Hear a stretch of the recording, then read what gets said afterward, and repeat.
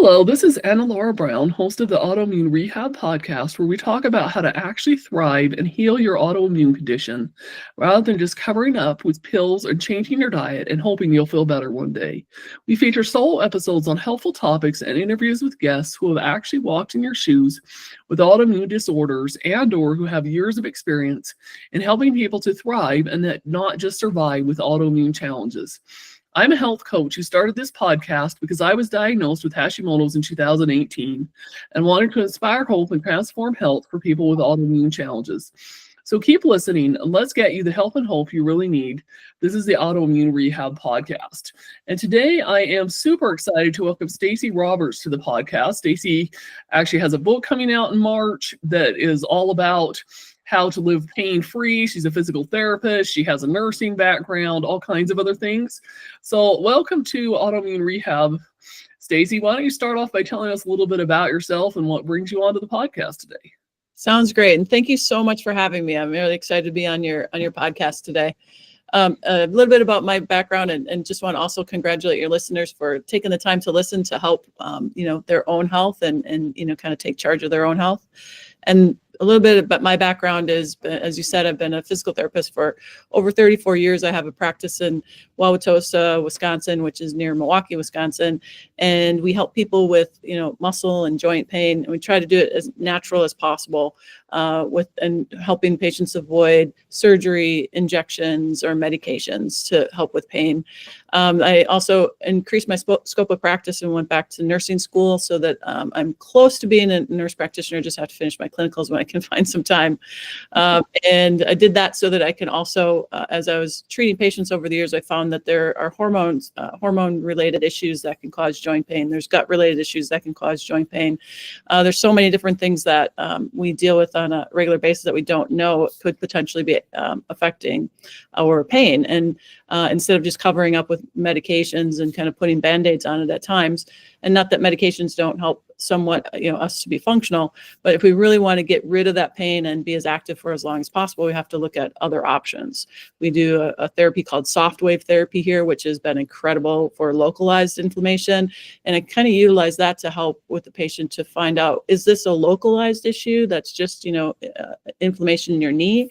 Or is this a systemic issue that we can decrease the localized inflammation, but then the same pain keeps coming back? And that usually tells me, as you know, all about autoimmune issues, right? So that's a systemic type situation that we've got to look at other areas to address the underlying, really the root cause of the issue in order to get long-lasting pain relief. Oh, absolutely. Yeah. Addressing the root cause is absolutely a must. And it just never ceases to amaze me how many people just don't even consider addressing the root cause or asking even the question, why? Mm-hmm. I have pain in this area. Why?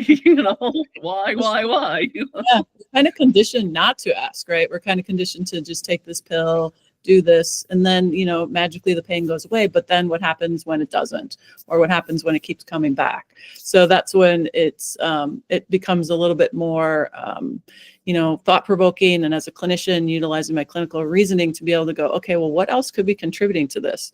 Look back at my patients in the past where I thought, oh, maybe they're just not doing their exercises, or maybe they're just not doing this.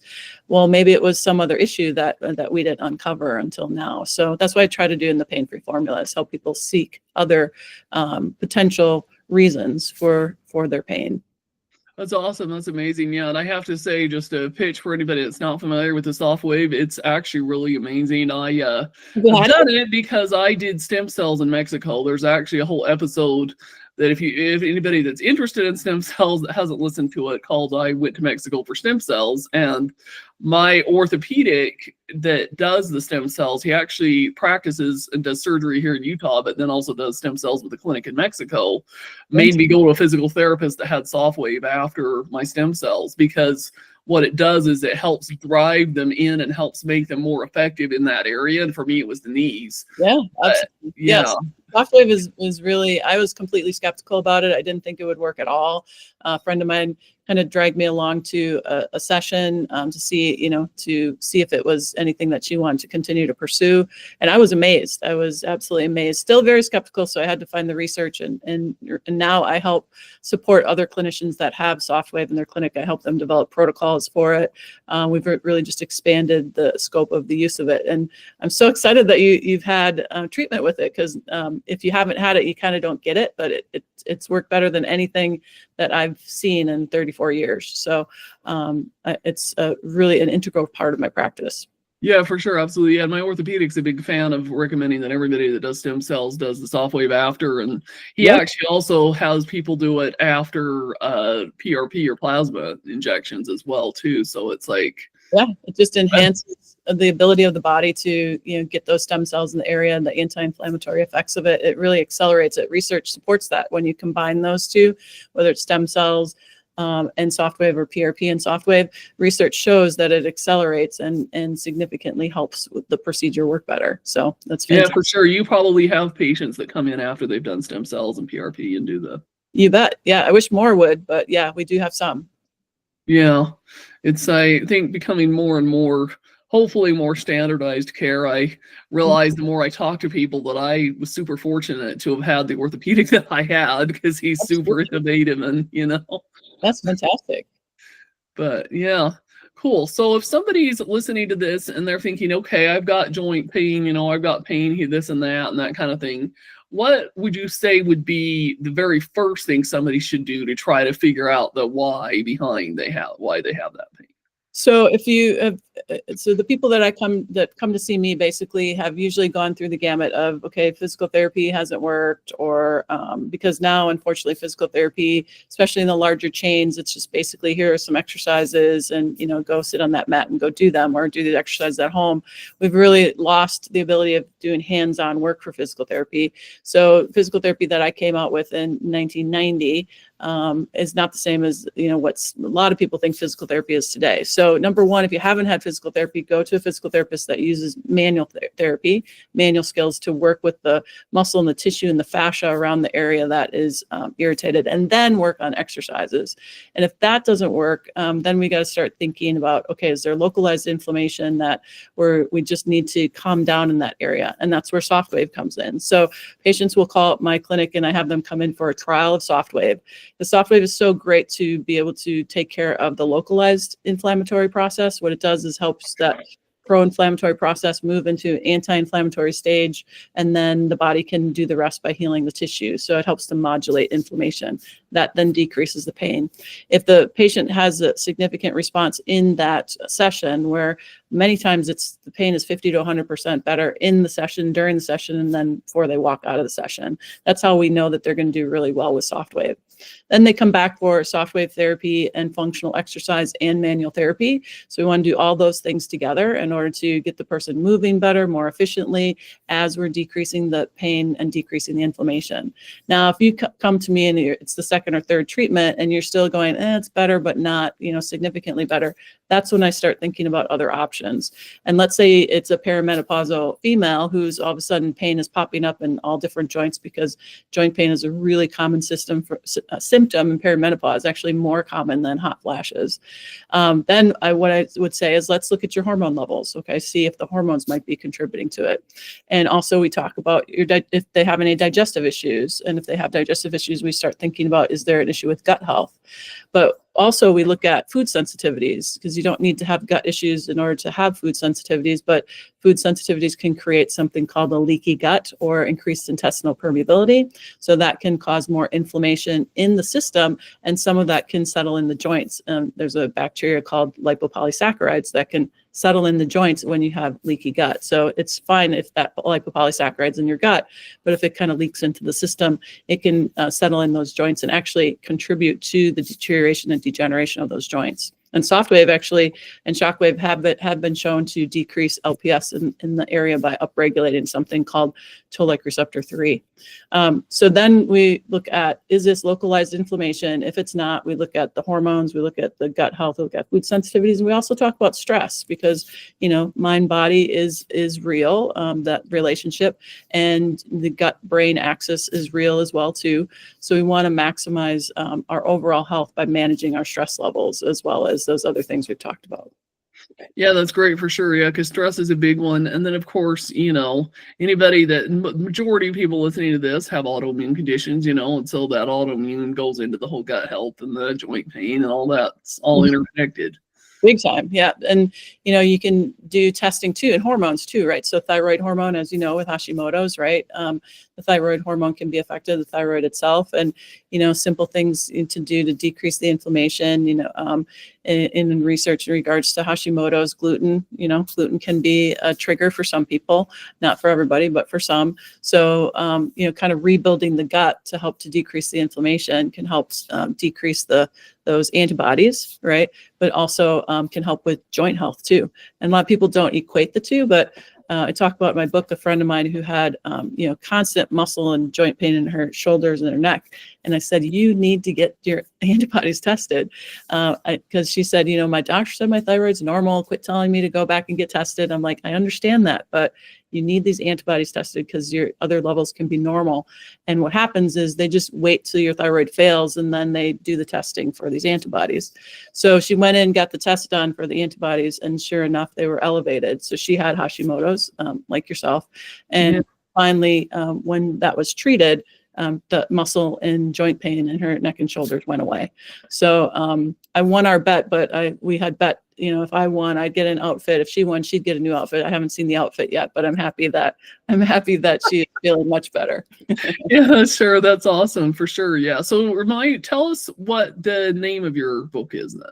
Sure. It's The Pain-Free Formula: Solving the Puzzle of Muscle and Joint Pain Without Surgery, Medications, or Injections. I love that title. That's amazing. Yeah. So how did you come up with that title? It's a great question. I was just trying to think of what I was trying to say to people, right? So that they would know right when they looked at the book, what it was about. So it would be easy. That pain-free formula just kind of came up in my mind. And then I was thinking, well, what do? We help people, try to avoid surgery, or at least be in better shape before going into surgery and have better outcomes after. We try to help people get off their medications. We try to help people avoid injections, especially if they have things like needle phobia and don't want to, do the injections. And because cortisone these days has been shown to degenerate the joints instead of what they used to think of it being really innocuous and not doing anything to the joint except for helping. Now we know that cortisone, continuous shots of that, can actually tear down the joint. So that's kind of putting that all together. I just came up with that title. That's awesome for sure. Yeah, I know my orthopedic's actually not a fan of cortisone shots anymore. He specifically says that you fire an orthopedic that gives them to you because they're just not good for you. Yeah, it's fantastic that he says that, because I talk to the orthopedic doctors now and I ask them, look, you guys know that this degenerates the joint, and they said, it's still covered by insurance and it's relatively inexpensive. So if the patients want immediate relief, some of them explain the side effects and some of them don't. But I think it's just so sad that it's still even being done or even being paid for by Medicare and the insurances when they know it's actually going to deteriorate the joint down the road. Yeah, my orthopedic won't even do them anymore. Actually, it's just not even part of his practice. He just doesn't offer them. He's like, nope. Yeah. Good for anymore because they're just not good for you. So, you're gonna have to send me the name of that orthopedic guy. I'll have to have a chat with him. That's great. Yeah, I can definitely send it to you after we're done. But anyhow, it's good. So if somebody is thinking, okay, maybe I need to try physical therapy, but they're not obviously in close proximity to you, what kinds of things should they ask, or what kinds of things should they look for to find a physical therapist that can actually be helpful to them? Yep. So you want to make sure that when you call or set an appointment for physical therapy, make sure that you ask, do they do manual therapy? Basically, do they put their hands on the area? Do they work with the muscles? Do they do more functional exercises? What kind of things besides just exercise do they do? And that manual therapy or mobilization is really important to get the joint moving and also to help with the functional exercise afterwards. And it's a 100% bonus if the physical therapist has Softwave in their clinic. And if they go to softwavetrt.com, there's a provider search button at the top of the page, so they can look and see what physical therapists or even chiropractors have Softwave in their area, or medical doctors as well too, so they could go there and get the additional Softwave. Softwave, in addition to physical therapy, is just a marriage made in heaven. So they want to ask that if they need any help, they can reach out to me from a telehealth point of view, so I can coach them and help them find the things that they need as well too at info@newuhealthandwellness.com. They can reach out to us to get more information about telehealth appointments, because we can do some of the exercises and things like that. I just can't do the hands-on and Softwave via telehealth, but I can help them find what they need to do. And then if they've been through all the physical therapy, things like that, then looking at your hormones, gut, food sensitivities, and working on managing stress, that can all be done through telehealth if they're interested in seeing me. Otherwise, finding a functional medicine practitioner who's familiar with joint health as well in their area, that can help them too.